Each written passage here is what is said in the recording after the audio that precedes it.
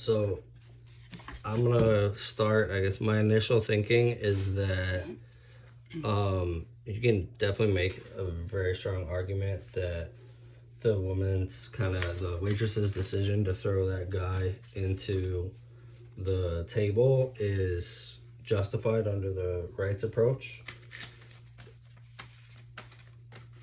Can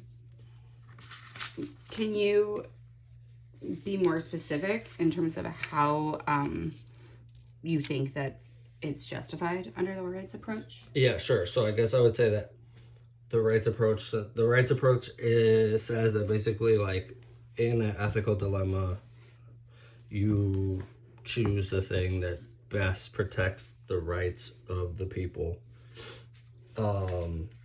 So I guess more specifically, the question then becomes, like, what rights are being protected by a woman throwing a dude into a table.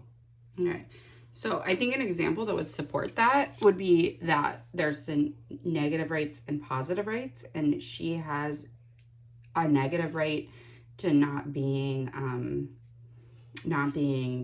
touched, to having her body be able to do her things, and also her ability to do work. And when he didn't give her that space, he violated her negative rights. Would you agree with that? Yeah, I would, but can you just explain a little bit what's a negative right?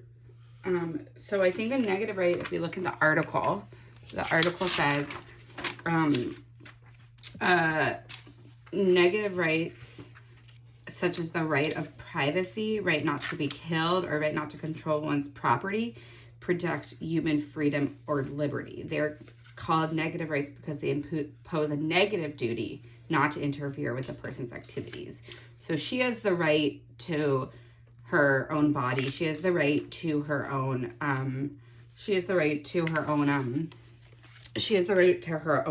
ability to work, and he interferes with that.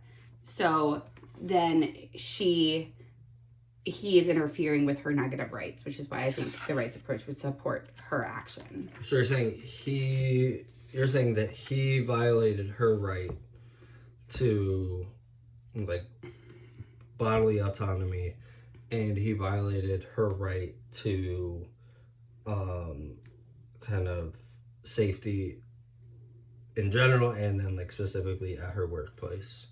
Yeah, I think so. She was working it. Okay.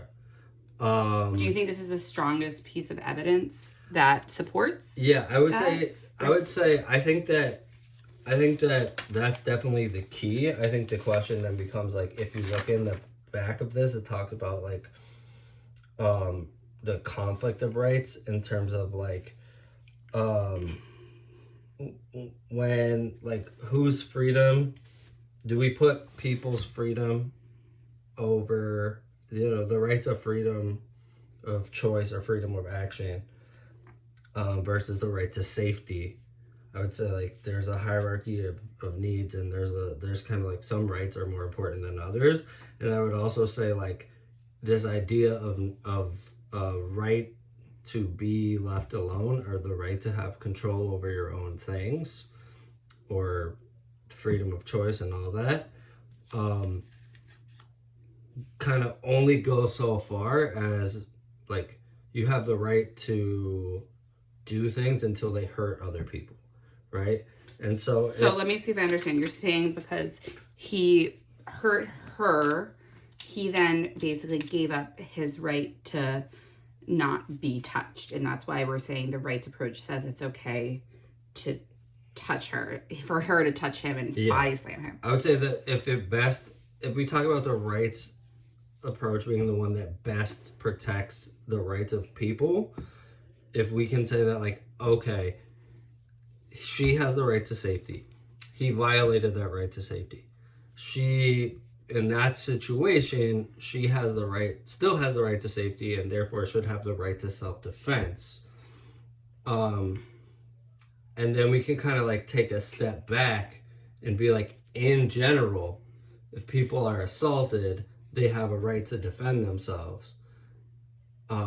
Therefore, like, her throwing him into the table is the best solution in the moment, to protect the rights of people in general.